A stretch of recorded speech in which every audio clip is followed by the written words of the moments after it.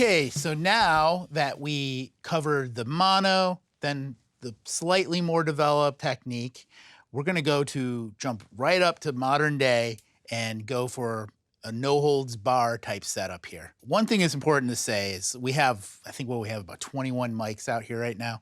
A lot of times you don't have to use all 21. On a tracking session nowadays with unlimited track counts, it's really easy to over record stuff. But when it comes to drums, this is great to have a lot of options. And as a producer, you need to make decisions. Let's start with the kick drum. So here on the kick drum, we kept FET 47 and we added a D112 AKG. The AKG microphone is actually pointed at the beater where the beater connects to the batter side head. It's kind of pointed right there, and that will give you a little bit more attack. It's kind of the thing that in the bass drum that hits you in the sternum, as opposed to the part that hits you in the stomach. Probably the most popular top mic on a snare drum is the SM57. So we're going with the standard in that case. So we're going to be adding a bottom snare mic to the snare, and that is a Beyer 201.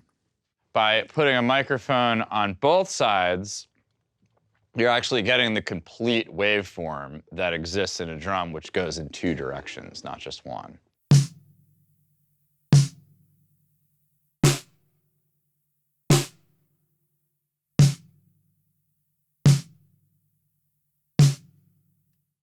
With the top and bottom, it's also important to deal with phase. When you have two microphones like this that have the same pickup pattern and cardioid and they're facing each other, you need to flip the phase as if they were both going in the same direction. Otherwise, you create something called comb filtering, as well as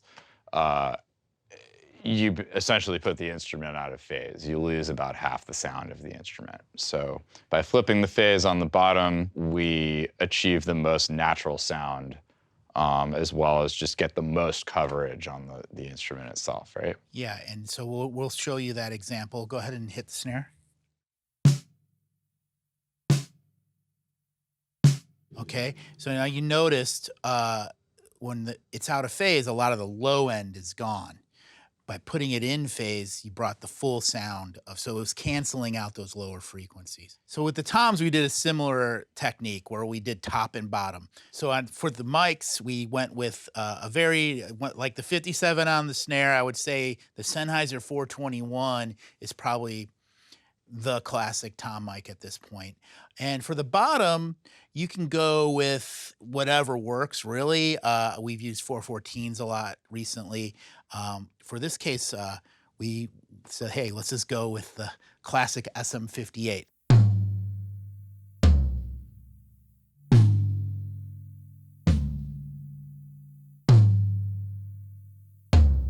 With the overheads, we have a couple different scenarios here. You can use them together or separately. The first, probably most popular technique for overheads is well-placed stereo image. In this case, we're using two Neumann U87s in an XY configuration. And if you notice, the microphones are pretty centered on the drum set, and the idea is that they pick up the entire drum set evenly.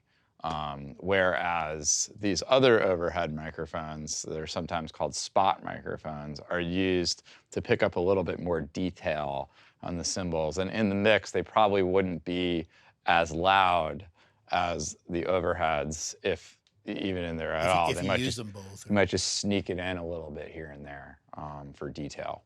Yeah, a lot of times it's popular to have a spot mic on the ride cymbal. Right. So for the spot mics, we're using AKG 451s. We have them set flat, and we have one other mic over the drummer, which is called an over-the-shoulder technique that we're using an R84 for in this case. And as you can see, the microphone is pointed more in the direction of the snare drum than it is really anywhere else. So we're trying to add a little bit more weight to the snare drum. And the backside of the kick. And it's also kind of close to the drummer's ear in a way. And so it's kind of getting a little bit more of the drummer's perspective from behind the kit. So now that we've talked about our different overhead mics, let's have Simon play a little, and we can solo them up. You can kind of hear them, how they're sounding. So why don't you start with like a kick, snare, hi-hat, and then work your way into some cymbal.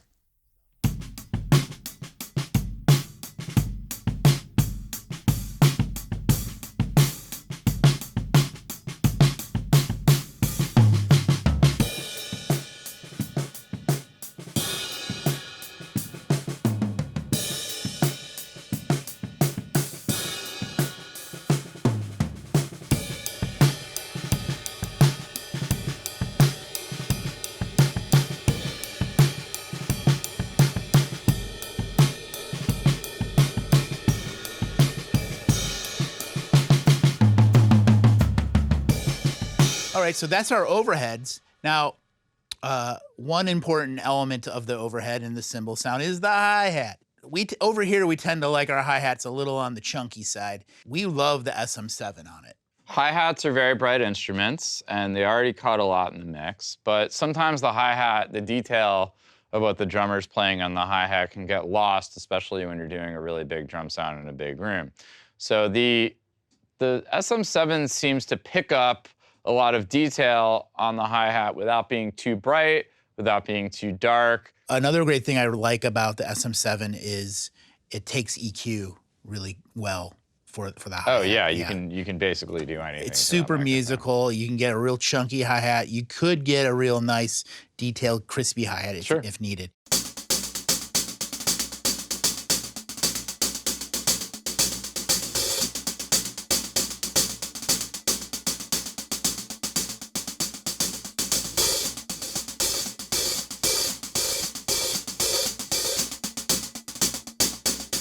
So now that we have our close mics figured out here, we're going to add more character mics and room ambient mics.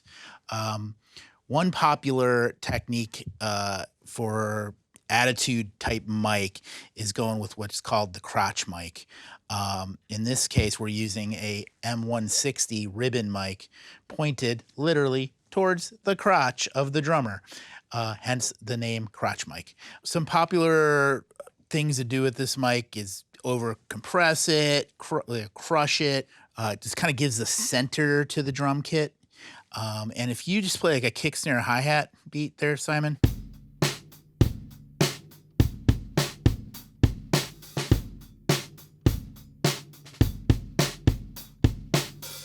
So then, that's just a straight sound right there, but now play it and we'll put kind of more processing what a crush mic would do.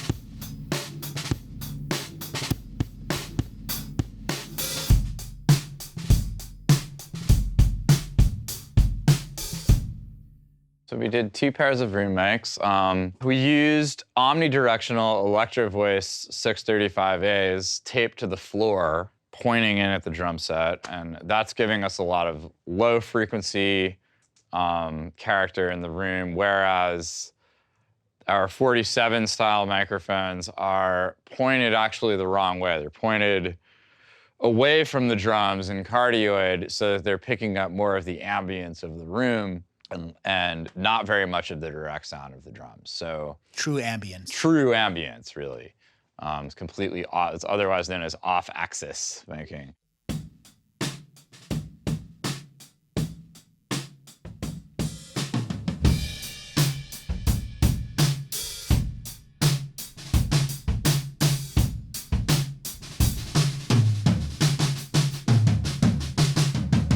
Especially with room miking, you want to walk around the room, you want to hear how the room sounds. One cool thing we found out in this room was we have a kind of walk-through airlock over here out of shot, and we call that the hall mic. And we have a 251 style mic set up in there, picking up a reverberation that happens outside of the room.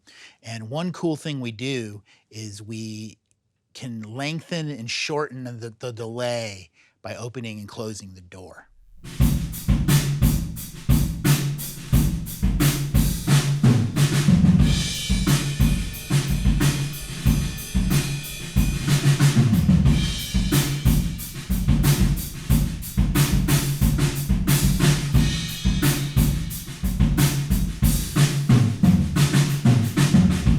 Each space is a sonic space. Gold Diggers is its own sonic space. It's important to listen to where you're recording, what you're doing, where to put microphones, so you capture the essence of that sonic space. So there you have it. Through the decades, mono, not so mono, everything stereo. Captured here at Gold Digger Sound in a unique sonic space.